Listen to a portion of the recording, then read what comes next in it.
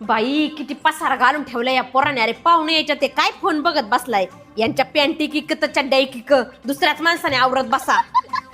ए तायडे, अगं पाण्याच्या बाटल्या तरी फ्रीज मध्ये भरून ठेव का नुसता आईचा जीव घ्यायचा.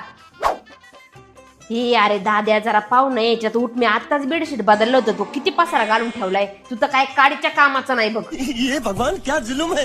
हे होय रे दाद्या, मी म्हणते पाहुणे यायच्यात म्हणल्यावर पनीरच करावा. जा तेवढं पनीर घेऊन ये. काय ग मम्मी, तू साधा नका पनीरच बनवती. तुला काय दुसरं येत नाही का बनवता? आणतो बाई, नको डोळा वाटर. हे तायडे, धर एवढे पाय पुसणे पुढच्या दारात नेऊन टाक.